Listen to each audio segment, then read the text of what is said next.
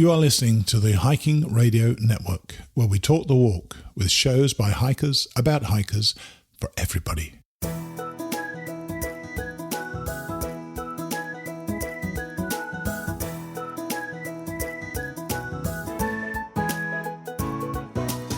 Mighty Blue on the Appalachian Trail, the ultimate midlife crisis. Join Steve and his guests every week as he staggers from Georgia to Maine.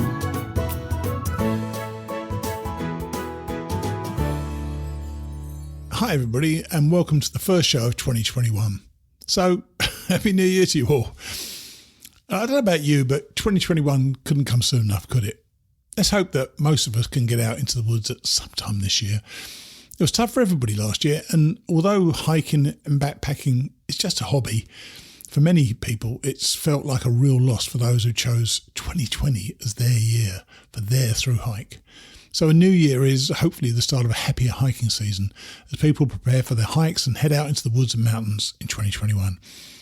I know that 2020 could have been the only year that people would ever be able to hike, and I've got every sympathy for them if they had to go home. I'm just so grateful that I went in 2019. I just hope that some of them can come back and put their boots and their packs on and set foot on the trail this year. Funnily enough, for a show that focuses mainly on the Appalachian Trail, this week we've got a PCT thru-hiker. One of our previous guests, JC Van Etten or Kathmando, put me on to Mike Current, and if you're a voracious YouTube watcher, you'll probably be familiar with his really nuanced and insightful remarks on hiking, and of course his PCT hike in particular. Mike will be on shortly. After Mike, we'll have the first in a three-part series from the ATC that is kind of subtitled Know Before You Go, and this week we have a previous guest, Kathryn Herndon-Powell, on how to plan for hiking in 2021. As a non-planner myself, I pay close attention. Kathryn will be on after Mike. And do any of you recall me telling you about a microphone button on our new hikingradionetwork.com website? I asked a couple of weeks ago for any tips or tricks or hacks that you might like to share with our listeners. And to be fair, the response has been a touch underwhelming thus far. But thankfully, Julia Doherty, a fellow Brit, found the microphone and sent me a neat little tip. We'll hear Julia after Kathryn. And to round off the show, Larry Luxembourg's Walking the Appalachian Trail covers a subject very dear and very near to my own heart. This week, Larry is talking about and with hikers who go for multiple thru-hikes of the Appalachian Trail, just like I did. So let's get to it. Here's Mike Current, or Energizer. Now, we're moving away from the AT this week, and we're going to mosey on over to the West Coast and the Pacific Crest Trail. This is Energizer, or Mike Current. Hi, Mike. How are you? It's a great day. It really is. We're going to come to that. It's a great day in a minute, but I do love that. And I'm guessing that your last name, Current, is the main reason that you became Energizer. Who gave that to you? Actually, my trail family in the Sierra gave me the trail name, and it wasn't because of my last name. It was I was hiking with a group of individuals and really strong hikers, and we were going over the passes. We were trying to do the 5 high passes in 3 days, and so I'm 800 miles into the trail. I haven't had a trail name yet, and finally one of the guys says, "Hey, we're tired of calling you Mike. You need a trail name." And so they had gotten together and they says, "Look, we realize, you don't like to take breaks and you never stop." So they gave me a choice of 3 trail names, and of the 3, I thought Energizer was the best. So that's what were the other 2? What were the other 2 then? The other 2. Well, the first one was Robo, based on RoboCop. I don't know if you're familiar with the movie. Yeah. I thought that was too mechanical, and the other one was The Machine, and I thought that was kind of too egotistical, to be called The Machine. But Energizer, everybody thinks of the Energizer bunny. It's just a pink bunny, and so it was, but it keeps going, and so I thought it was accurate, but it wasn't egotistical. I thought it was a good choice, and so that's the one that stuck. It's interesting to me, and just to let everybody know that I asked Mike for some additional information, and he sent me links to a blog post, which I'm going to mention in a minute, but also some videos as well. You think about this, don't you? You have a lot of thoughts about this, and I'd have loved it how you, because your Energizer, you didn't have a trail name until you say the Sierras, but your vlog was referred to, or you were called the vlog, the Old Man and the PCT. And you've described that as an incongruency. It's not a word I've heard over in America too much. So tell us why it's an incongruency to be the Old Man and the PCT. Yeah, I picked Old Man and the PCT. As you know, I lived in Key West after I retired from the military for a few years. So Ernest Hemingway is pretty popular down there. And I had read Old Man and the Sea before. I picked Old Man and the PCT because if you look at the demographics for age groups on the Pacific Crest Trail, and I'm sure it's the same on any other long trail, at 57 years old, I fall in the old man category. Man. You're 11 years younger than me. What are you talking about? That's just it. You talk, and I got those comments a lot on my vlogs. They were like, "You're not old," and depending on the context, you're absolutely right. And in some groups, people would call me Sonny. Go get the water, Sonny. But for thru hiking, if you look at the demographics, they're usually in the 20s, early 30s, and so coming in at 57, I'm pretty old. But yeah, I did want to create an incongruency, and that was I wanted to say one thing, old man, on my videos, but I wanted to demonstrate something else. I wanted to show that to everybody, I think, and particularly be the flag bearer for our age demographic, that yeah, we can hike and we can do pretty good on Damn it. Right. And so because I knew people were doing it, I knew people our age were just doing great out on the trail, and I wanted to show that somebody can do that. And I did finish the Pacific Crest Trail in 116 days and 5 hours, and that's pretty good. That's under 4 months. And that's really pretty good for that's pretty good for any age. Yeah, for any age group, that's pretty good. And so and again, I wasn't the only one doing it in my age, and so but my videos demonstrated somebody in our age group could do well on the Pacific Crest Trail, and so that's what the whole Old Man of the PCT was all about. Well, funnily enough, one of I have considered extending the number of podcasts I do on this network, and one of the ones I was going to do was Old Guys Rock or Old Guys and Gals Rock, because there are a hell of a lot of people of, let's say, our generation, over 50, let's say, who can totally do this, and yet at the same time, I read this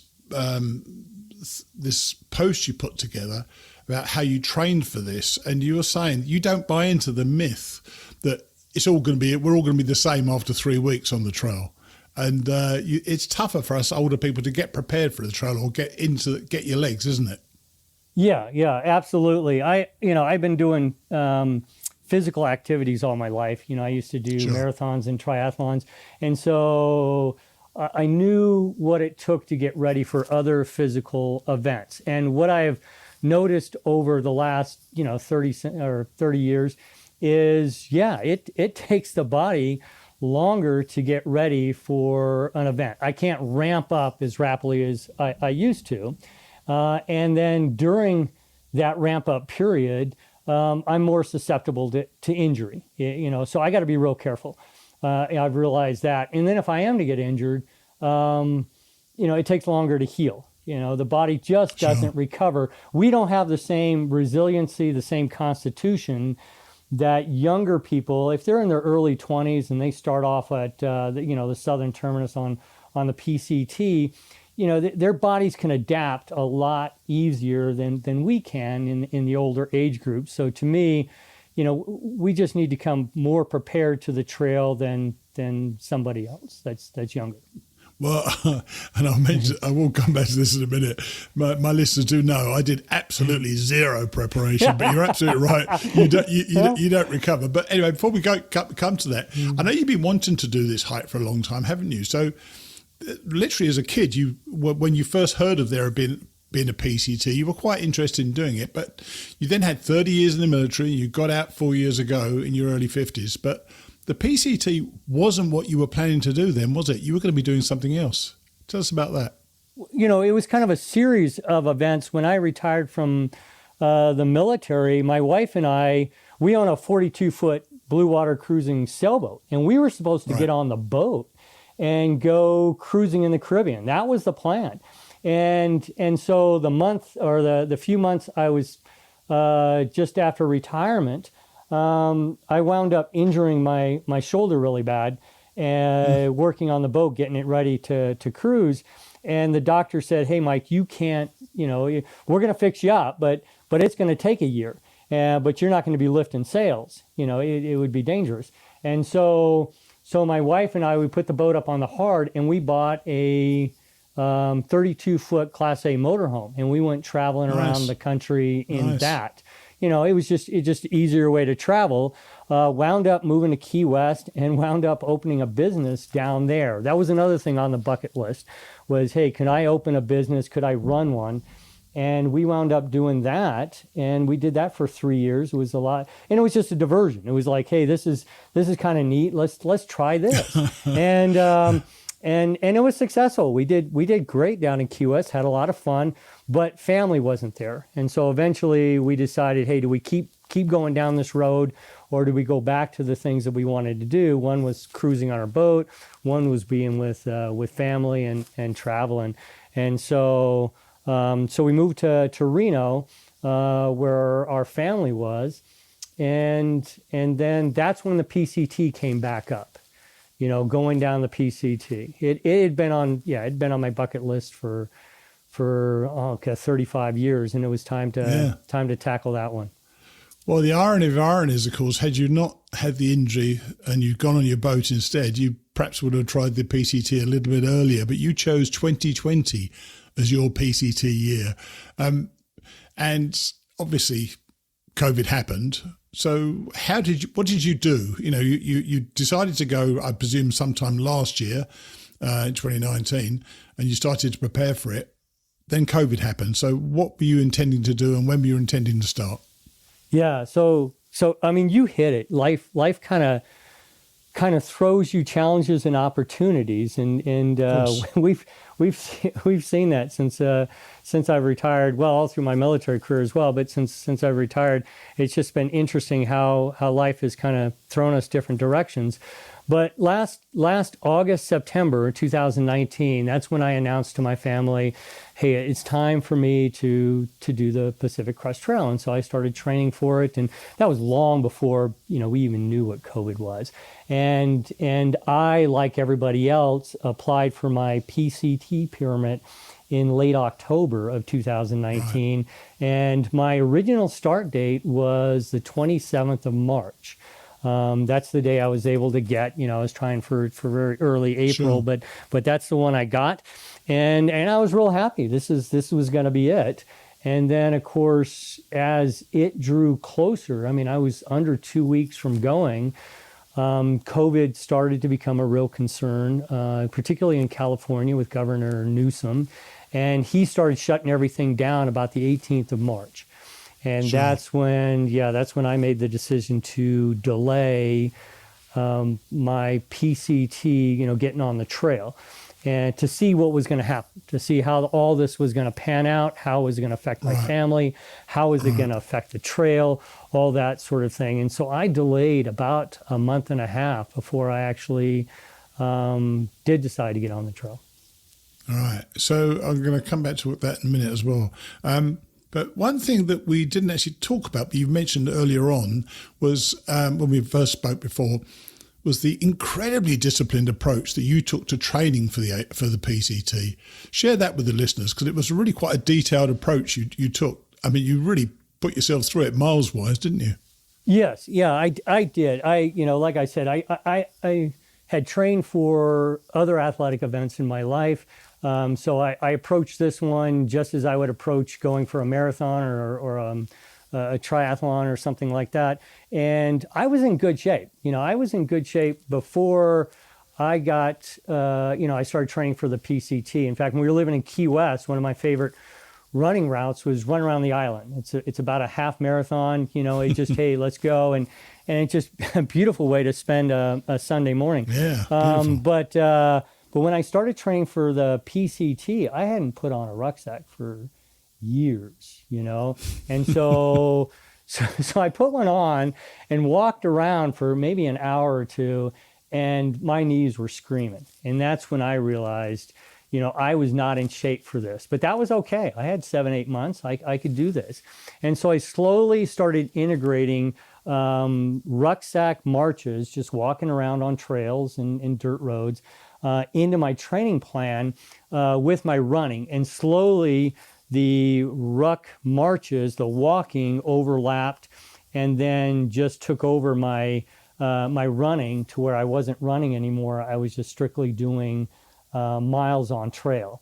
And that culminated with a 30-day, 25 miles plus per day with the rucksack on. So every day, I figured, okay, if I can do this, then I'm ready to get on the trail. And so I did that at the end of my training. I mean, it slowly built up, doing different types of, getting on stair steppers, doing different terrain, different mileage, that sort of thing. But that's what it culminated in. And at the end of that, I knew my legs were ready to go. I had my trail legs. I wasn't worried about showing up at, Campo and not being ready for the trail. That is, I admire anybody who could do that. I absolutely can't. And it made me laugh, by the way, but I also read that just before you left, you decided to take a day off so your wife could catch up on errands and appointments and so on. And so you finished mid-afternoon. You just didn't feel right about it, did you? No, I didn't. And again, you get used to your body, gets used to doing something. And so you're absolutely right. My wife was saying, hey, we need to finish up all these errands. You're going to be leaving soon. So we were running around doing things that I need to sign things and that sort of thing. And I got home and I just didn't feel right. I hadn't done anything that day. And so I grabbed the rucksack and I went out walking. The body needed to walk. And that's when I knew I was ready. That's when I had to put the ruck on to feel normal. That's when I knew I was ready to hike the trail. Isn't that interesting? Yeah. And you didn't just go for 3 or 4 miles. You went for 15 miles, you said. Yeah. Running and that was a short day. That was a short day for that day. But it was needed. I needed to go. It felt right. And I had felt that before when I had gotten ready for either a running event. You got to run the miles. You feel you don't feel right unless you do it. And I had gotten to that with the ruck, and it just felt good. And did you feel that the training that you did it prepare you for the rigors of the hike, or do you think, is there anything? Well, and I don't know what it's like. I don't know whether there are ups and downs. Obviously, early in the desert, did you feel that was the right training for you, and were your legs as good as you thought they were as soon as you started going up and down hills? Yes and no. I mean, let's face it, in Florida, you can't, do you? In Florida, you're flat. By then, I was in Nevada. I was training in the Sierra. Yeah. I mean, I was, my house is at 4,000 feet, and I was hiking up to 6,000 feet. So I was constantly doing a 2,000 foot elevation change, and so and over hills and stuff like that. And yes and no, it did prepare me. I think if I were to do it again, I wish I would have trained on trails that were more likened to the Pacific Crest Trail. Going over rocks and uneven terrain. I did some of that, but I didn't do enough of that. But at the same time, I was able to train and I didn't get injured, and my legs felt really strong. I mean, they were my legs were ripped. I had other hikers come up to me and just say, "Hey, your legs look great." And it's a strange thing for a male hiker to say to another male hiker, but it was true. And no one ever said that to me. Yeah, and I didn't get injured. So I felt pretty good in that respect, and also all that physical training helped me, I think, mentally as well. Because it was hours and hours and hours a day that I had to dedicate. I mean, first it was just a couple hours, but But by the end of it, I was leaving the house before 5, and I wouldn't get home before 12, 1 o'clock in the afternoon. Wow. And so just being able to put on those miles, to think, hey, I got to do this, I got to do that mentally, I think that really got me in the right mindset to put on miles on the trail, and it felt good. It's funny how we do need we all have different approaches to how we get on these trails. As I said to you, I prepared just as much the second time as I did the first time. I did literally 0 miles. Literally not 1 mile did I walk with a pack on my back or anything like that. Because I just wanted to get out there. And as soon as I got into it on the second hike, I felt right at home straight away because I knew the trail. So it was fine for me. But did you enjoy the desert? I've always thought I wouldn't have enjoyed that part, but several people I've spoken to absolutely love it. Yeah, I originally, when I was studying the Pacific Crest Trail, I was thinking, I've spent a good chunk of my life living in the desert. I'm just going to skip that part and go right to the Sierra. But of course, then I wanted to do a thru hike, so it was like, all right, I'm gonna do the whole thing. I'm gonna do the desert. And I really enjoyed the desert section. I think it wasn't my favorite. I will tell you that. It's not my favorite section, but I really enjoyed the desert because I think when people think about the desert, they just think, barren landscape, walking, in the dry, hot sun. But I think the desert section of the Pacific Crest Trail gives one a smattering of what's to come on the rest of the trail. I mean, you're in the hot sun, you're in the scrub, but also come, the San Jacinto Mountains, Baden-Powell, that sort of thing. You're up in the high terrain, you're walking through snow, it feels alpine, and so you get a sense of what the trail's going to be throughout the entire thing. And so I enjoyed the desert a lot more than I thought I would. Really? Yeah. And by and large, you were generally on your own, weren't you? Was that deliberate or just the way things went? Were you looking for that sense of solitude out there? I just thought, it wasn't, I was seeking it, but I just thought that I would probably hike solo most of the trail. I mean, this is even before COVID. I just thought with the way I hiked. Yeah, that must have made a difference as well. Yeah. What I was looking for. I knew, before COVID, I figured there'd be a lot of people on trail, but I would just want to hike my own hike. And so I'd probably wind up hiking more of it alone than with a trail family. And so just the nature of what I wanted to get out of it. And then, of course, because of COVID, it was probably about a fifth of the people were on trail than were on last year or the year before.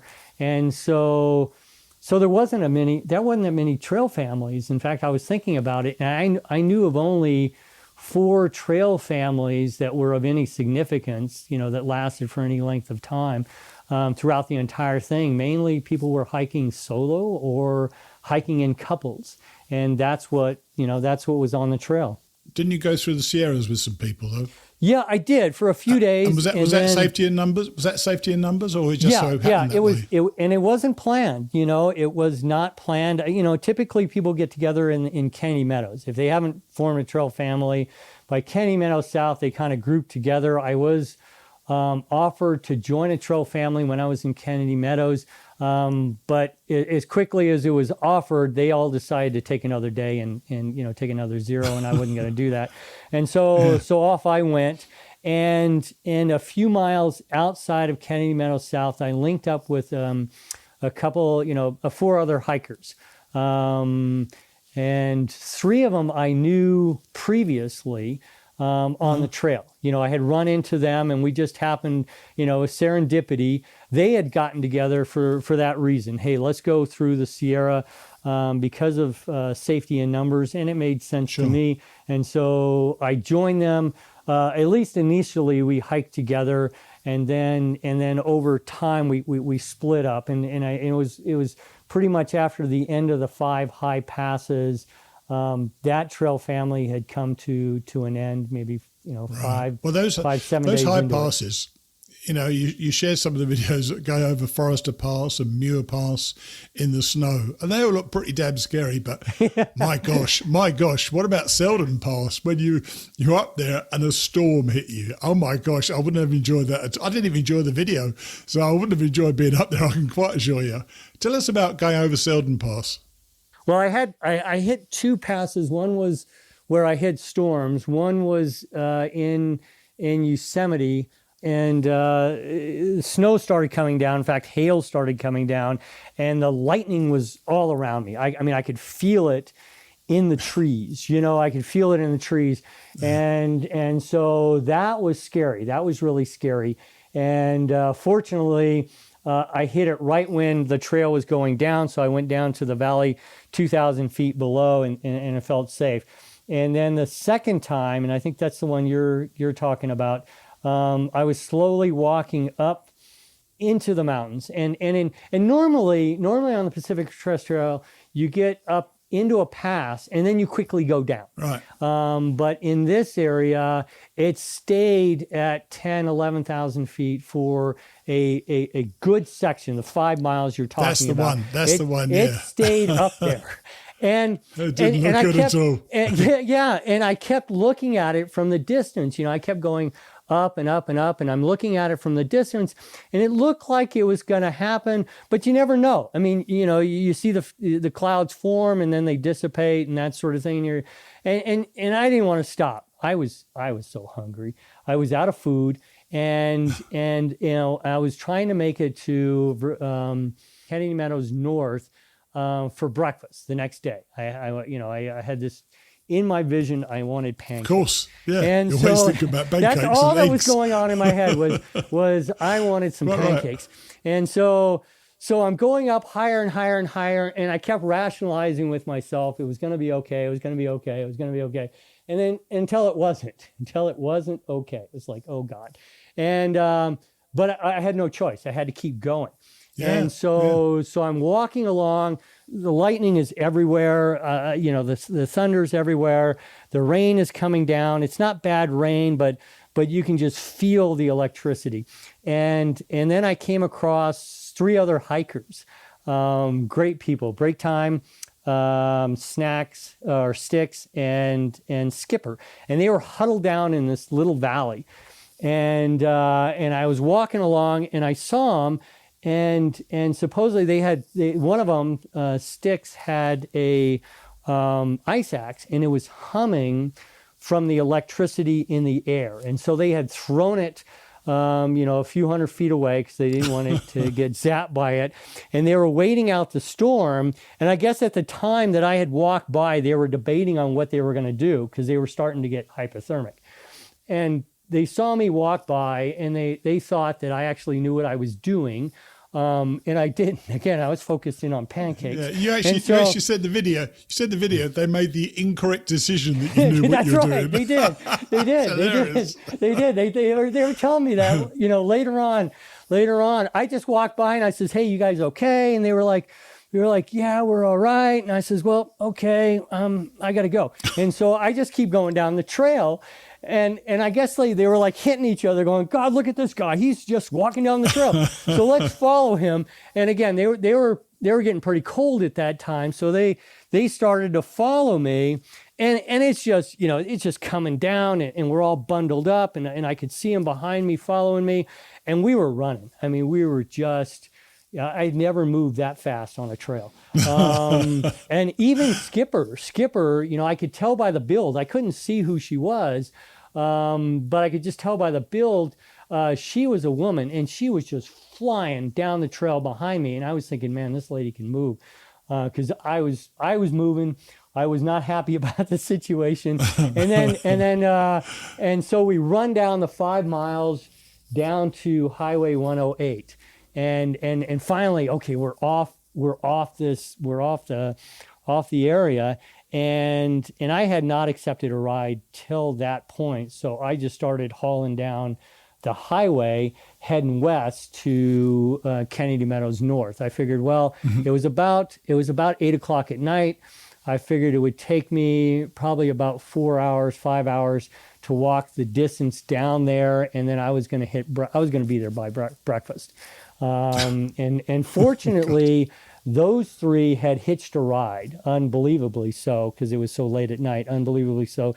They had hitched a ride on a van, and they stopped to pick me up on the way and brought us down. How nice is that? Oh, God. And it was the first ride I had accepted on the trail. I wasn't accepting rides, but it was a 3,500-foot descent down the road, about, I think, 8 or 11 miles. And I was freezing. I was so cold. Everything was wet. And I was so tired. And so I said, yes, please, I'll take the ride. And well, I think your pragmatism comes out in a lot of your videos. And I know you had something which, in fact, you started our conversation with. It's a great day. And some people actually recognize you from your video, from your vlog, and introduce themselves by saying, it's a great day, didn't they? That's right. You actually That's met right. people who knew. What was it? Yeah. So, what was it like to be recognised though? Because I had this last year. Obviously, with my podcast, people knew that it was me in a number of cases, and I was kind of embarrassed to start with. In the end, I embraced it. I loved it. Did you enjoy being recognised when you were on the trail? Well, I think you hit it. It threw me off at first. That people would actually know who I was. I put out the videos for family and friends, and it was kind of like, hey, anybody else wants to come along, watch the videos. And it's a great day. I've been saying that throughout my military career. In fact, I've got an Iraqi flag with that engraved on it from my men when I left my last combat tour. But yeah, I would put out I'd make the videos and then I would post them. And before I knew, I was already on the trail. So I didn't know who was watching them. I had no idea. And so I would come across somebody and they'd say, hey, you're the old man, which, somebody tells you that, it's like, oh, okay. Or they would say, or they would yell out, it's a great day. And normally, I'd be lost in my own thoughts. I'd be by myself. And that would kind of throw me for a second. It would kind of throw me. It's very cool. Isn't it cool, though? Yeah, that is pretty damn cool. Yeah, it was, after a while, it started to hit me. And then I realized, okay, people are being inspired by the videos. And that's... Yes. But by Oregon, I think that's what really hit me is, hey, people are being inspired by your videos, Mike, and so you gotta live up to that. And so when I came across people, then I would want to share in their excitement, and that's what was pretty interesting. Well, I think actually you come across as genuine, and you don't sugarcoat stuff at all. Don't seem to. But you did share with the viewers that you suddenly got a deep sorrow that it was all going to be over soon. I know you were looking forward to going back and seeing your family and your wife and so on, but you said it was because you were seeing all these great views all along the trail. Was it a sense of loss that you knew it's coming to an end? Or was it this discipline that you had of getting up every day and walking? What were you feeling at that stage? Well, going through a thru-hike, to me, there's always a level of angst because you want to finish. It's not like other hikes where hey, if something happens, say Levi, it's okay. I'll catch it, the next year. But with a thru-hike, you're being regimented to a certain way of hiking, and you're wanting to finish it. And so throughout the hike, although you're enjoying it, you're having a great time, there's always that, hey, hopefully nothing bad happens and I have to get off the trail early. So you're always feeling that. And then the day or 2 days before it's over, you kind of look and go, hey, yeah, I'm going to make it. I'm going to make this thing. It's going to happen. It takes as long as that, doesn't it, as well? Yeah, it does. You really don't know you're going to make it. You don't want to take it for granted up until, the very end. And so that's when I realized that I had the opportunity all through that of hiking, of just seeing the incredible landscape that was around me and being surrounded by that and being surrounded by incredible people. that were hiking the trail with me, and that was about to come to an end. Yes, I wanted to. Isn't it? And I wanted to hit the end. End. Oh God, yeah. It, when you hit the northern terminus, you're no longer a thru hiker. You're done. Now you're just, like I said in videos, I'm just another guy trying to make my way home after that.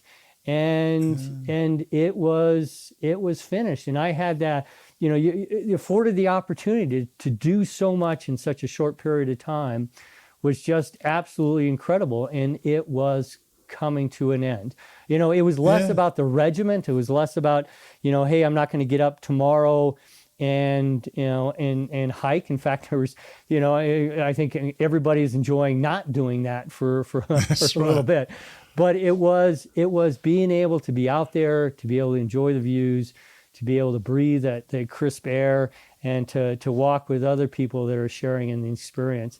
I think I knew that was coming to an end, and that was was heartbreaking. And I know what it's like when you're climbing Katahdin to see that brown sign at the top of Katahdin. You can see it some way off, and you've been dreaming about it for a long time. But the approach to the end of the PCT is very different. And I love the way you did it, actually. You're walking towards the end with your camera. I'm holding my hands up. Nobody can see this, by the way, but you're walking towards the end, obviously, with your phone, your camera. And it's very different. You actually only see the terminus sign almost as you come around a corner, don't you? What were you feeling at that time? Because I was listening very closely. You were actually breathing very shallowly on the video, almost as if you didn't want to speak.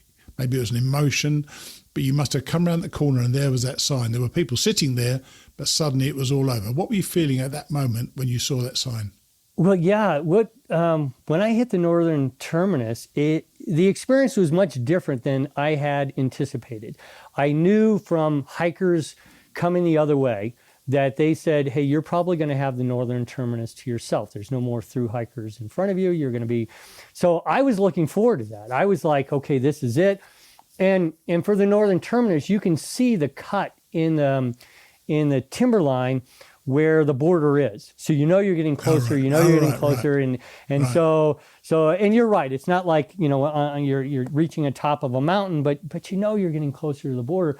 And so I thought, this is it. And all these feelings of hey, it's coming to an end were just, coming up inside me. And then I get to it. I get to and I see the northern terminus, and there's all these people there. And I get diverted, my attention gets diverted to their story, and I forget about, hey, I just finished hiking the Pacific Crest Trail. And it was this family, it was the couple you see in the video was actually the bride and groom, and they were getting married the week after they were there. And all the rest of the people that were there, and I didn't show all of them, but all the rest of the people who were there were all their Canadian relatives. And they couldn't attend the wedding because the border's closed. And so, but they wanted to wish this new couple, they wanted to wish them well. And so the couple had hiked from Hart's Pass. They'd hiked in a couple days to get there. And then the Canadians all had gathered up at Manning Park and hiked the 8 miles south on the trail. And they all had met on the border. Oh God, it was wonderful. I'm looking at them and it, just to share in that moment with them, all these people trying to get together, making the best out of, the situation with COVID, and trying to wish them well. So they all were having lunch there at the northern terminus, nothing to do with the Pacific Crest Trail, nothing to do with, ending of an incredible journey or anything else. It was all to do with this family and wishing this couple well in their journey to be a newlywed couple. And so I got caught up into that, I got, and so it wasn't until, I had all these emotions and they just got suppressed by joining into this family, and they took a couple happy snaps for me, but it wasn't until miles afterwards and I was back by myself on the trail that it really came to me that, hey, I had finished. But it was special. I enjoyed it. I enjoyed being there, and I enjoyed sharing in that couple. That is a very story. Special ending. And when we talked before, I asked you what you got from the trail. You gave me a great answer. It was about a line from a song called The Tin Man. Tell us what the line is. And anybody who's ever done a long distance hike should listen to this, because this is so true, this line. So say what it is, then we'll talk about it afterwards. Yeah, and I borrowed this from a buddy of mine, Steve, and he's working on his Triple Crown. And when he was section hiking the CDT, he and I were talking about it because he knew I was doing the PCT soon. And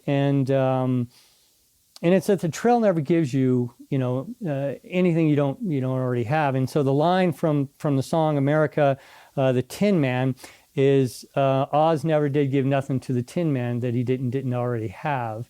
And the idea is that, if you're going out on the trail, you bring with you all your strengths. You bring with you all of your weaknesses. Absolutely. And you're not going to, and you're going to discover those or deal with those out on the trail. It's just a blank canvas in time for you to do that.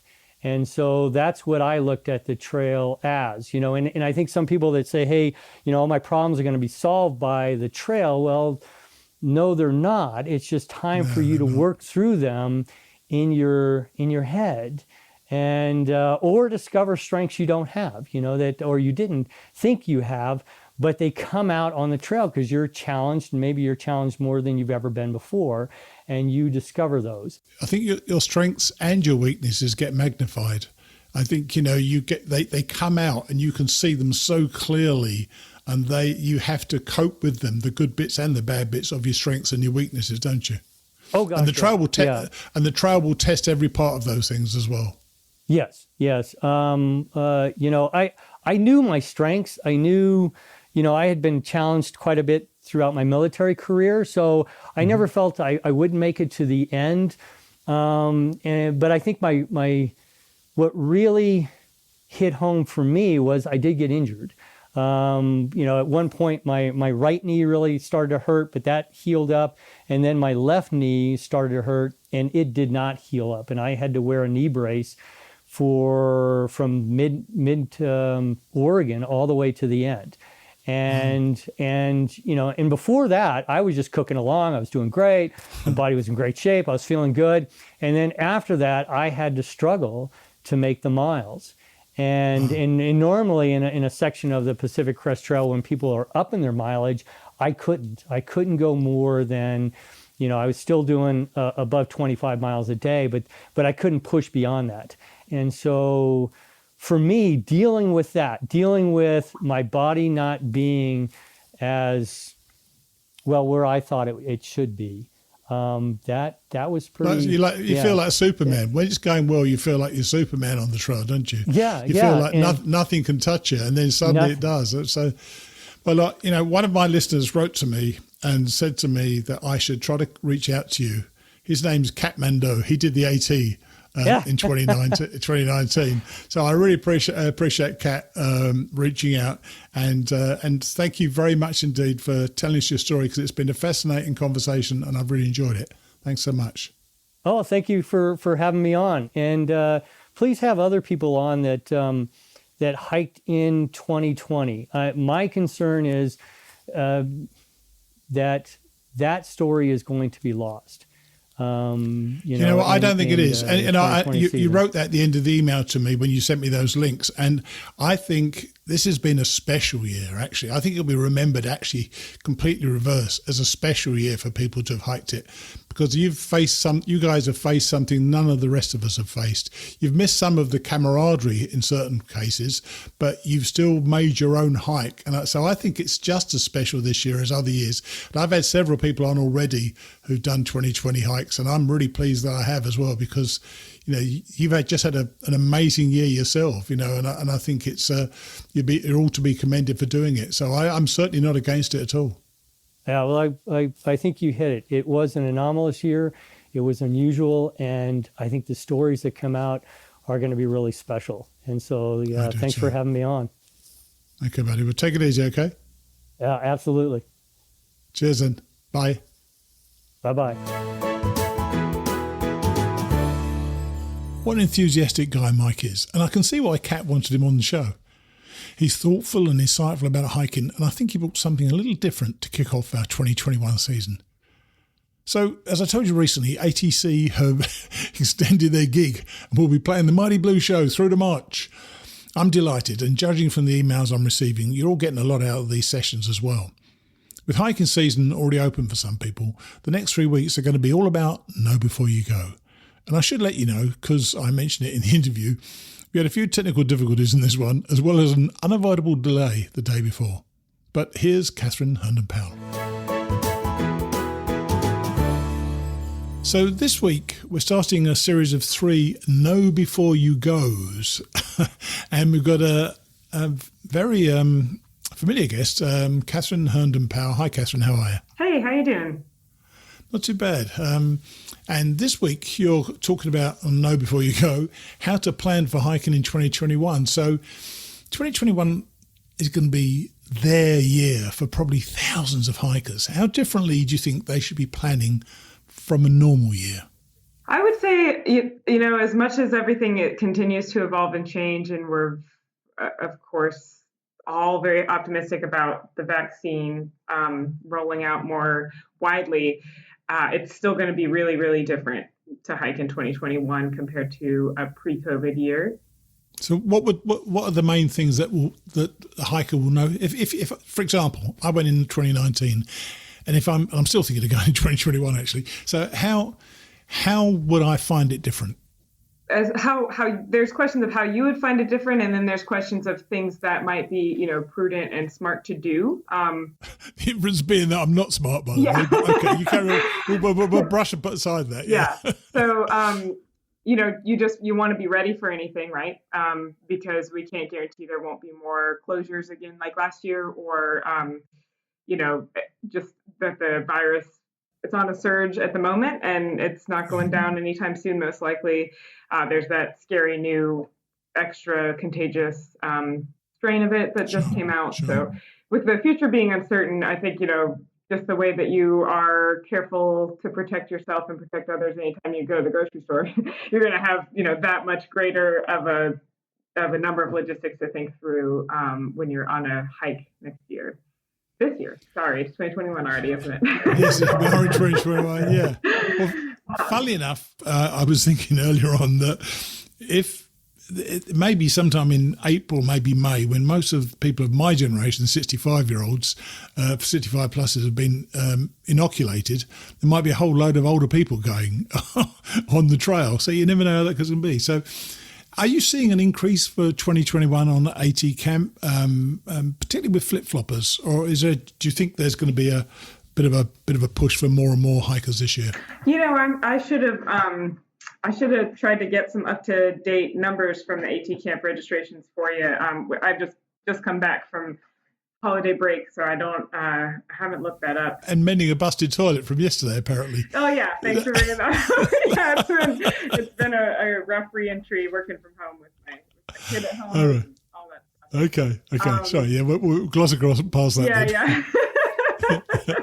Yeah. But I don't have up-to-date numbers, so I don't know. You know, we are still at ATC, of course, discouraging through hikes and long-distance hikes this year, 2021.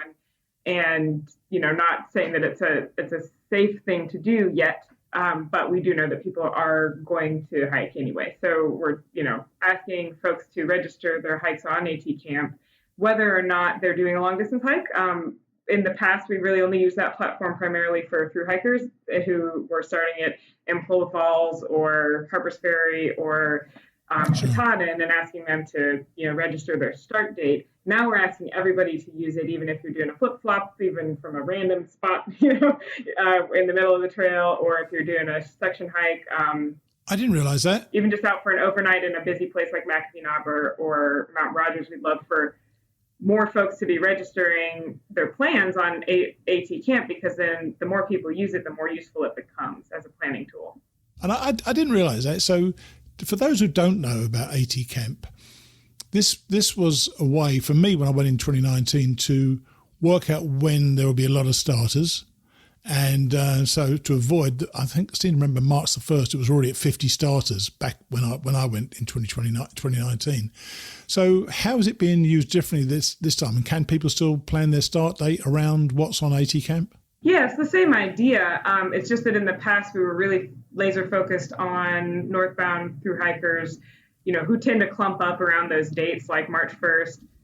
April 1st, everybody thinks it's hilarious to start on April Fool's Day, and just the weekends in general at Amicalola. A lot of folks, it's more convenient for them if they have friends and family that want to see them off to start on a Saturday or Sunday. But if you look at AT Camp and you see wow, there's 50 other people starting that day, whereas the next Tuesday after, if there's only 20, you might choose to start on that Tuesday so that you're not going to have to compete for campsites. And you're, everyone's having a less of an impact. So it's been a really useful tool over the last 5 years that we've been using it for those northbound hikers. But it's also, you can register any location as your starting and ending point, and you can register where you plan to camp every night if you want to. And so that the more people put that information into the database, then the more other people will be able to see, oh, wow, there's a scout troop of 10, that's going to be at Thomas Knob Shelter this night. And there's, we can kind of help everybody to spread themselves out over space and time, which is has always been good for the trail and is now it's also good for minimizing that COVID risk. Yeah. Now, and I've only ever planned, I'm going to use that word in the loosest sense of the word, because I'm not a great planner, as a guy in his 60s. And luckily I'm not on medication, but a lot of hikers are. Will this year present further problems for getting their stuff with COVID still on the increase, especially in this next month or so while we wait to get our vaccinations? Medications like folks who need to resupply medications along the way? Well, it's basically older people, isn't it, really? I mean, I'm talking about, as I say, luckily at 68, I'm on zero medication, which is kind of amazing to me. But, for those people who do, because there are quite a few people in my generation who go, are some of the towns going to be problematic in terms of getting these things this year, do you think? Yeah, I think a lot of times there's been advice out there that's been good advice previously to not overplan. Don't pack yourself up 30, boxes with all your food and because you don't know when you're going to actually get to each town and you might get really sick of the freeze-dried stuff you made, months ago. But this might be a year to overplan in terms of, having things like essential medications, if you're on any kind of special diet or just in general, not spending extra time in places like grocery stores and hostels and just, kind of trying to minimize how many times you need to go into town. And when you are in town, how many different locations you are. Because you're going to need to be wearing a mask and washing your hands and doing all that social distancing and stuff anytime you're off the trail and anytime you're on the trail and unable to maintain that social distance. So cutting down on how many resupplies you do, maybe you do a 5 or 6 day carry instead of a 3 or 4 day resupply. So thinking through things like essential medications definitely be smart. Funnily enough, when I went in 2014, my stuff was mailed to me, and I decided not to do that in 2019. But I think if I did go again, I think I probably would mail stuff because I think the post offices seem to have coped with COVID pretty well. Certainly in my experience here. And one of the things you said when you sent me a note before this, you said highlight your personal tent or tarp or hammock, etc., and your trowel as items of COVID PPE. I didn't even understand what that meant. So can you explain that? Yeah. So when, we think about the personal protective equipment, that's what PPE stands for. That's recommended by the CDC and everybody else for COVID. That's the face mask, right? Or some kind of face covering. And maybe hand sanitizer, maybe gloves in certain situations. But the main thing is the face mask. We are encouraging everybody to think of their tent as PPE, as personal protective equipment, because it's going to keep you from sleeping in the shelters, and the shelters are not safe in COVID times in terms of, you don't know who else is going to be sleeping there, even if it's empty when you arrive. Somebody could show up late after dark in the rain, and then you're going to be awfully tempted to stay there and breathe the same air as them all night long. So that's, staying in the shelters is really not safe right now. And and even on rainy days, I can see, you're going to be tempted to go into the shelter just to eat lunch or whatever. The more you can have a little tarp set up or a tent that you're really comfortable in, and you feel like you can put up pretty quickly anytime, that's going to prevent you from being tempted to hang out in shelters. And then the trowel part of it is the privies. So whether or not they're technically open or closed, privies are covered in germs all the time, and so just not the safest facilities to be using during a global pandemic. So it's extra important for everybody to know how to use a trowel and dig a cat hole, and really go those 200 feet, 70, 80 steps away from the trail and away from water, because there's potentially going to be more people digging cat holes since people are avoiding the privies because of the COVID risk. So really having that trowel, don't try to get by with your boot heel or your trekking pole, dig a legitimate cat hole every time. And so both the skill, knowing how to do it, and carrying that trowel is going to be extra important this year. Now, I know that ATC suggests bear cans and not food bags in recent years. How has thinking about this changed? Because I don't even remember this being an issue back in 2014. Certainly was in 2019. I think over Blood Mountain there was a recommendation you had to have a bear box, I think it was. So what is are we going towards a bear can, or are we just going away from food bags entirely, do you think? Yeah, so in more and more places, bears are having problematic encounters with humans along the AT, and in a lot of places where previously it seemed to work just fine for hikers to hang their food, the bears are getting smarter at getting that food out of the trees. My most recent experience was 2018 was a really bad year in Mount Rogers, and we had a lot of problem bear activity. And those bears, we called one of them Swiper, because he was just swiping those food bags like a piñata right out of the tree, and there were reports of little cubs going up there, and the mama's bears, teaching the cubs what to do. And the bear canister is so much easier and really bear proof, and you don't have to worry about whether or not there's going to be the right kind of trees around the shelter to do a really good bear hang, to outsmart some of those more clever bears. So it is the easiest solution. And, in COVID times, again, if you have a bear canister, you don't need to stay at a shelter where there might be a bear box or the cable systems or a bear pole. A lot of times if you're in an area where every shelter has cables or boxes, that means that you're in an area where there's been problem bear activity, and those were put up in response. And so it might not be the safest place to hang your food, because there might be, habituated bears around. So if you have a canister, then you don't need to worry too much about that. You just set that aside 200 feet away and sleep soundly.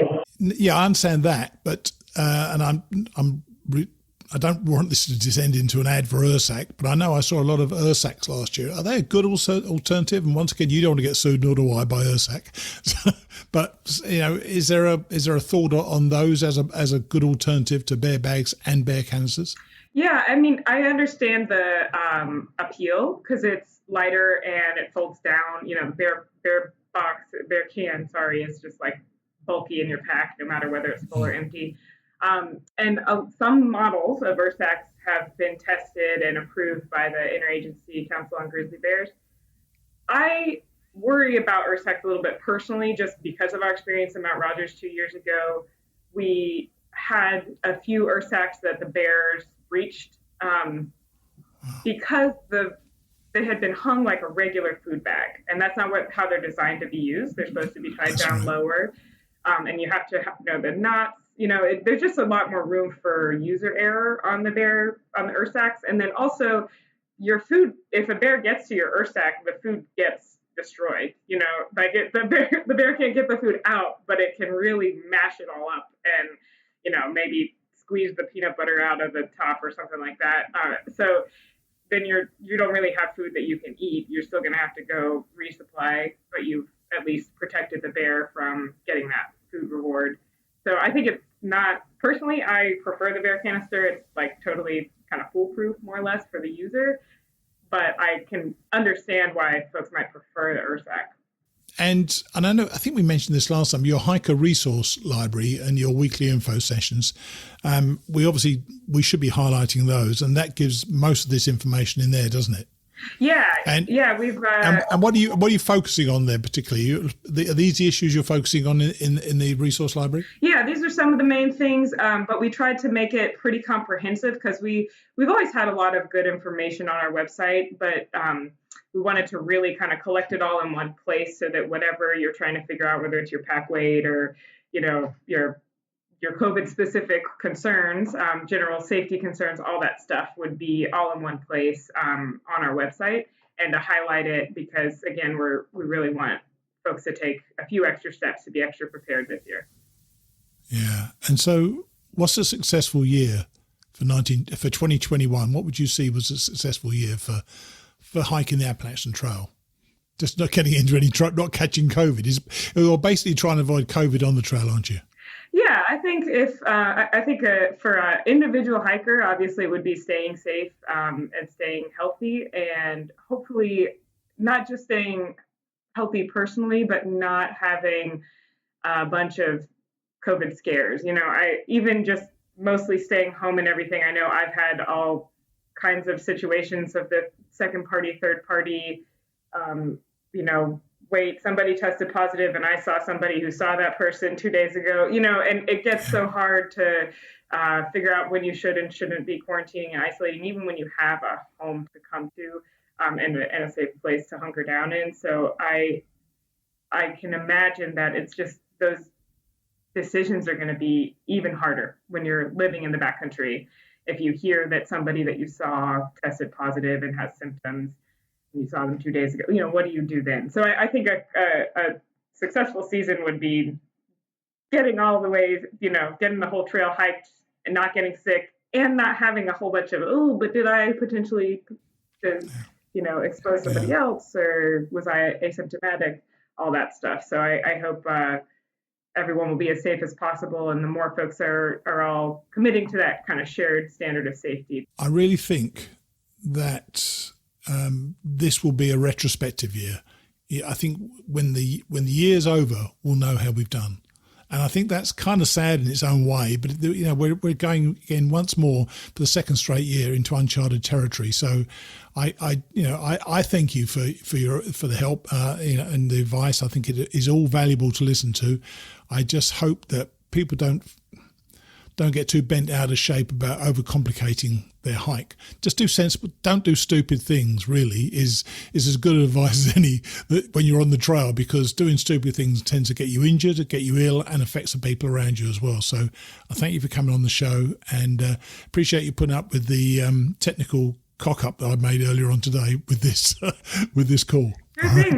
That makes all kinds of sense, and I appreciate you putting up with all of my various challenges this week. we finally made it happen. Take it easy. Good talk to you. All right, thanks. Bye.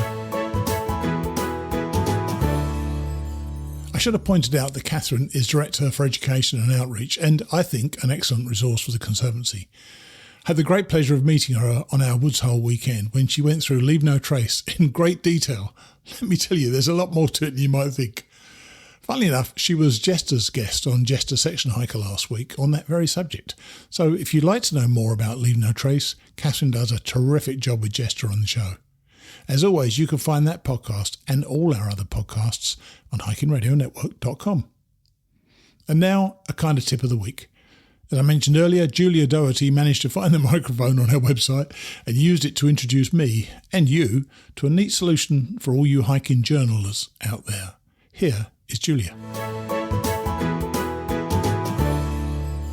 Hi Mighty Blue, this is Julia Doherty, a self-confessed 50-year-old frustrated backpacker from the UK. I love your podcast and I thought I'd share a tip or a hack with you as mentioned on your podcast last week. I'm big on journaling and I love to write each day on my thru hike, but my leather journal is quite heavy. And I stumbled upon these awesome little notebooks called Thru Notes. I don't know if you've heard of them, but they're just brilliant as a place to write your daily entry. They're waterproof, they're tear resistant, they're recyclable as well. But the best thing about it is that they're ultra light and they're actually less than 1 ounce. It's been created by a guy called Russ Hepton, again, also in the UK, but he's a thru hiker as well.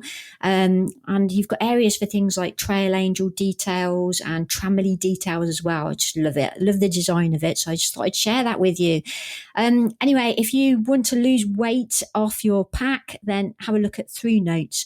So keep up the good work, Mighty Blue, with the podcast. I love it. And all the other shows in your network. That's Julia Doty signing out for now. See you next time. Take care. Bye-bye. Ta-da. Pretty neat, eh? I checked them out and you can find them at thrunotes.co.uk. That's THRUNOTES, thrunotes.co.uk. Don't bother noting it down now. I'll include it in the show notes. Thanks so much, Julia. And really, I encourage any of you who may have a tip or trick or pretty much anything that you think will benefit hikers when they're out on the trail. The microphone will record you for 2 minutes and I'll put your tip on the show. Now, I know that each week I thank those of you who have made donations to the show. And to be honest, I'm always humbled by the support that I get. But I've been ultra humbled by my supporters this week. We had a new monthly donor, Erskine Bass, thank you Erskine, along with renewing monthly donors, Brian Helson Jr., Lisa Rana, Jennifer Grinker. By the way, Jennifer, please leave me a message with the correct pronunciation of your name if I keep screwing it up every week. Other monthly donors this week are Mike DiCello and Terry Hackler, so thanks to those as well. Also this week, we've had great gifts from Mike Oldham, as well as two, I can only say, stunning gifts from Bradley Province and Mike Heinonen. Thanks to all of you for recognising the effort that I and my fellow podcasters put into these shows. As I say, humbled. Finally today, I'm reading about those utter fools who, having hiked the AT once, decide that they hadn't gone through enough pain the first time round. And they go again. Who on earth would ever do that? I'll see you next week. Rerun. Repeat hikers. The thing that shines through the most this time is the peace I learned. I found a peace within myself that I always knew or felt was there, but did not know or understand how to get it out. The AT has really changed my life forever. I'm a more loving person because of it. No matter where my life takes me, I'll always be waiting to hike the AT again. John Hess, 1984 Trail Report to ATC, after his second thru hike. After thru hiking the AT, hikers used to tuck their backpacks away in a closet and get on with their lives. No longer. Of the 3,000 listed thru hikers, more than 100 have done the trail twice, and probably 24 have done it 4 times or more. One man, Ward Leonard, has hiked the AT 10 times since 1980. Warren Doyle has completed the trail 9 times, and both he and Leonard were still hiking the AT in the summer of 1993. Isn't one time enough? After all, it's a difficult journey, and the spirit of adventure can't be as strong the second time, can it? 3 pioneer thru hikers repeated the trail. Earl Schaefer, Grandma Gatewood and Dorothy Laker, and each had different reasons. But mostly it came to this. They had all enjoyed their time on the trail and wanted to revisit places and people they'd seen the first time. Jan Sacagawea Collins hiked the trail in 1982 and 1985. By the time she reached Virginia, Jan had already decided to hike the AT again. Why the second time? If you have a chocolate ice cream cone and you think it's the greatest thing in the world, you don't think you'll never have one again. Pete Woulda Coulda Shoulda Susie, who thru-hiked in 1984 and 1991, said he'd had it in the back of his mind since the first trip that if the opportunity arose, he'd like to do it a second time. Thru-hiking is such a total lifestyle, he said. If someone enjoyed living in Paris, he might get a yearning to live back in Paris. Ginny Spirit Walker Frost hiked the trail in 1988 and again in 1992. There were some things I really missed, she said. I wanted to see if the reality was as good as the memories. But the second time she had more fears. I knew about the pain and the rain. Joe Cool Breeze Fennelly has spent 15 years hiking more often than not since his first thru-hike in 1978. My true vocation is hiking, he said. I don't fit into civilization anymore. At 44, I'm not going to change. I enjoy friends and I need civilization for certain things, but every spring and fall I go hiking for 2 to 3 months. It's a way of life for me. I define myself by it, not by my work. Robin Phillips, who hiked the trail in 1979, wrote to the AT News several years later about his reasons for returning to the trail.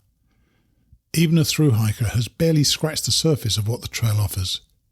The change of seasons, direction of travel, and time of day all affect perceptions of any area. Wildlife, flowers, berries, and other hikers are all variable. There is simply too much to see for one trip to suffice. A lifetime supply of adventure, scenic splendour, and wonderful people is available to the hiker, and that's the real beauty of the Appalachian Trail. A Leonard habitual hiker, Adkins, who has done the AT 3 times, says he's found that he's happiest in the woods. If I had my way, I'd be hiking 365 days a year. I'm a happier, better person out on the trail. Atkins has organised his life around hiking and backpacking, supporting himself by writing guidebooks with seasonal ranger jobs. He now has backpacked 14,000 miles. In 1980, his first year on the AT, Adkins hiked 900 miles, then returned to his job. In my mind's eye, I kept seeing the places I'd been and thinking about the people I'd met. I wanted to finish what I'd started. The next year, he took another leave from his job and did the remaining 1,200 miles. Afterwards, I was thinking it's time to get serious about my job and career. I was okay until March 1982. Then I started thinking about the people who would be starting the trail and the grand adventures they would be having. I asked my boss for a third leave. My boss said, "No way." I quit and went to Georgia and did the whole AT. 12 days into the trip, he met Laurie, the umbrella lady, at Muskrat Creek Shelter near the Georgia-North Carolina line. He kept meeting up with her and they finished together. Later, he and Laurie were married at Peaks of Otter. For a honeymoon stroll, they hiked the Continental Divide Trail in the Rockies. "When you have a backpack on, no matter where you are, you're home," said Leonard. Alf Lloydell was the first Australian to hike the AT in 1982.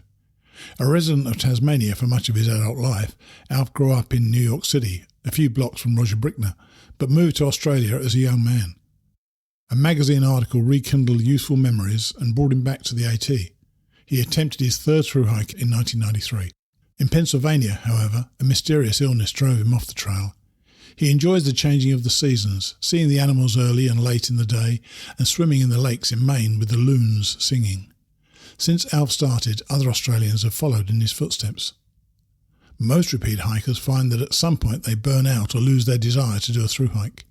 Mark Second Wind DiMichele did the trail 5 times, but several other times he has returned to Springer and dropped off the trail within a few days. Paul Bigfoot Tourigny went to Springer in 1983 for what would have been his third thru-hike. Out on the trail, I said, "I'm not going to do it." I came home. Arthur, AB positive, Bachelder, thru-hiked in 1990 and has done stretches since, but he doesn't plan to do another thru-hike. "The AT has got something that catches you, that rivets you," Arthur said. "I don't know how to describe it. For some people, that's enough. I know for myself I'm at the point where I know it's time for me to move on to something else." Profile. Wanda, the Breeze, Kurzeel. If you see a 5-foot 4-inch blur on the trail with a ski pole or two, it could be Wanda. On the Pacific Crest Trail, legend has it that she must be 8 feet tall to hike the way she does. In the course of her backcountry travels, Wanda has endured tremendous pain and learned to appreciate the joys of the wilderness. "We thru-hikers have to like it all," she said. It's no wonder that Wanda, the Breeze, Kurzeel, has backpacked more than any other woman ever has. Few people sound more excited than Wanda talking about hiking. And few people shrug off pain and misfortune as well. Other experienced hikers are in awe of her feats, of her facility with maps, of her ability to hike alone. "I'm quite a rarity," she said. "I've never really hiked with someone. Of my 16,000 miles of backpacking, only a couple of 100 miles have I kept hiking with someone for even a few days. Mostly I've wanted to do more miles than they did." She's lucky to be hiking at all. In 1975, she was thrown through the windshield of a car in an accident on Interstate 95 in Connecticut. "I came within a half inch of being killed," she said. As it was, she fractured her spine. Although she is proud of overcoming a disability, she still cannot do certain things, like standing in one place for long. When I'm hiking, I don't stop and talk, she said. As long as I keep walking, I'm okay, and I can't carry as much weight as some people. Weighing 120 pounds, she tries to keep her pack under 40 pounds. But she's carried more than 50 pounds in the high Sierra of California, where resupply points might be 100 miles off the trail. After the accident, her doctor told her she wouldn't walk again. Walking with a pack was the last thing I had on my mind, she said, but walk she has. Starting in 1983, Wanda has hiked all of the AT 3 times. She's working on a third hike of the PCT, and she has done many shorter trails, such as the Wonderland Trail in Washington State, the Long Path and Finger Lakes Trails in New York, the Colorado Trail, and Ozark Highlands Trail in Arkansas. I wanted to hike every single trail I could find, and I enjoyed them all, she said. In one peak experience, on the Wonderland Trail, she saw a whole field of purple lupins in bloom, surrounded by snow. I live for those special moments. Of course, there's some drudgery in it, but the special moments make it all worthwhile. I like the simple lifestyle. She began hiking as a teenager at summer camp when she took a day trip to Mount Moosilauke. It made such a big impression, Wanda said. It was my first time out in the woods, smelling the pines. It's still one of my favourite mountains. After finishing graduate school in 1982, Wanda hiked from Monson to Katahdin. I ate nothing but peanut butter and jelly sandwiches for 6 days, she said. From the beginning, she fast hiked. This was before speed hiking was common, she said. Back then, it was a big deal. One time, she did 3 straight weeks of 25-mile-plus days. I was on a roll. I don't know why I did it. People would say, wow, a woman doing that. I don't know why. I just could do it. I did aerobics and I was in generally good shape, but it's mental more than anything. A lot of times I just ignore the pain. She believes that a hike should reflect a hiker's capabilities and inclinations. I want the individual experience to be right for them, she said. Wanda is also an avid student. I collect college credits like I collect hiking trails. I have 400 credits from 12 colleges. A linguist who speaks a dozen languages, she went to an Army language school in Monterey, California in 1974 and was the first woman there to get the top award for language skill.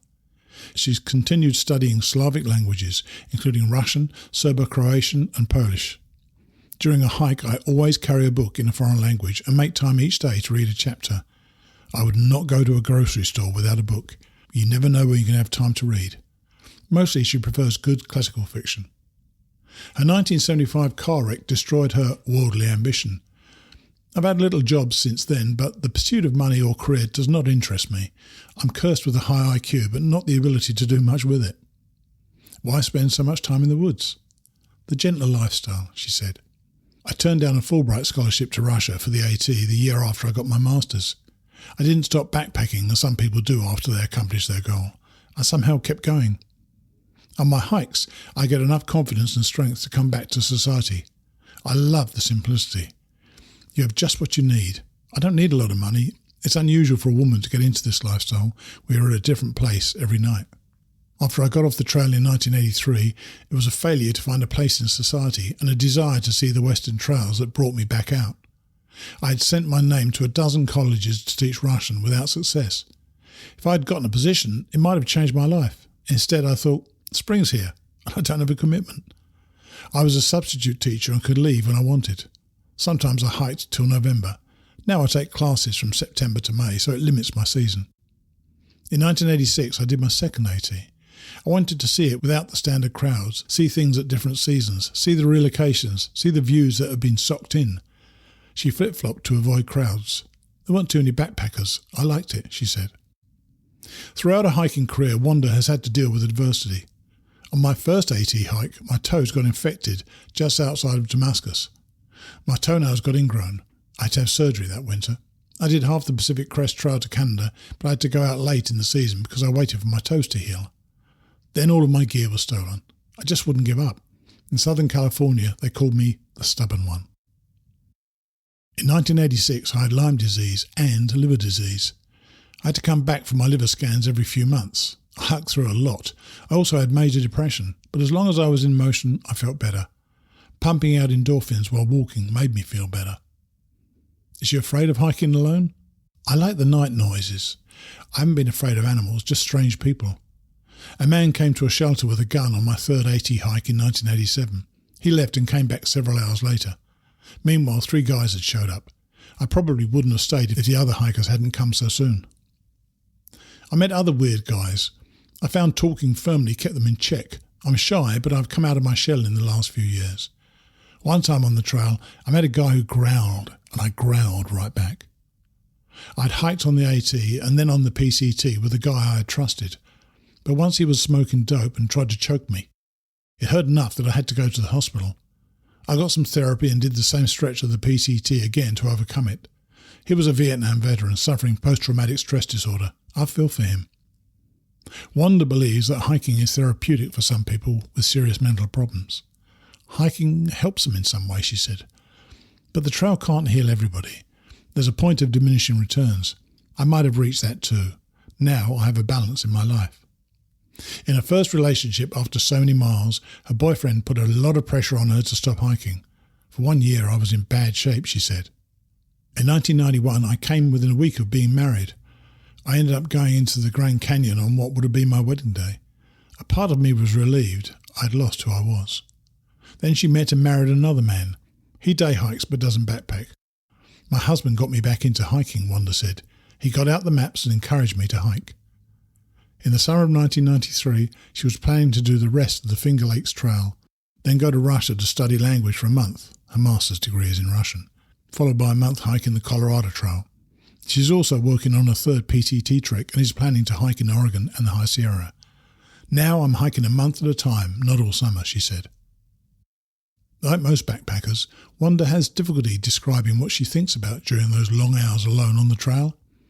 I spend time to acknowledge God. I'm not a terribly religious person, but I'm very spiritual. On the trail you can be at the mercy of the elements.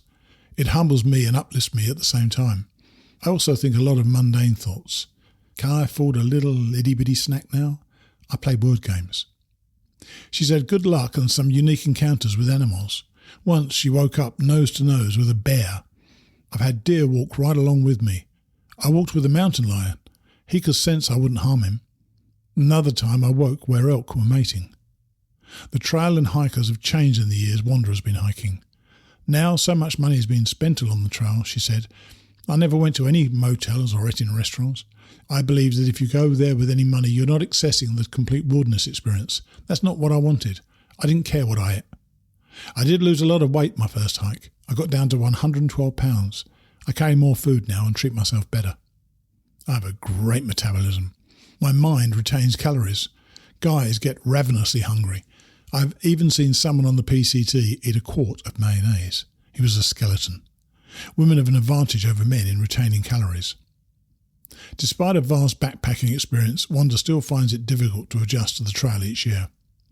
It doesn't get easier the more you've done. I still feel it. The first week is the worst. You feel better by your third week. If you don't stay out for more than a week, you never get to the point of enjoying it or being in shape. My knees hurt when I go down hills. I realise other people's don't. It's more difficult now than when I was in my heyday. I take it a little easier. Now I'm carrying more food, more warm clothes, a thermarest. I'm not as willing to suffer as much anymore. As with many strong hikers, Wanda never hits the trail early. I'd start at 8 or 8:30 and do 10 miles by noon, she said. I'd have my big meal at lunch. You need calories more to hike in the afternoon than you do to sleep at night. A lot of times I'd eat my main meal when I got to water. Wanda sees backpackers as a breed apart. There's something poetic about them. They're more sensitive than most people. Even the ones who joke around, deep down, they're poetic. She added, we're all searching for something. Some of us are striving for what Thoreau called living authentically. I've never thought of backpacking as a perpetual vacation. I've thought of it at times as a perpetual punishment. You see teenage delinquents sentenced to backpacking, and sometimes I wonder, did I get a life sentence? But more than anything, I've enjoyed it.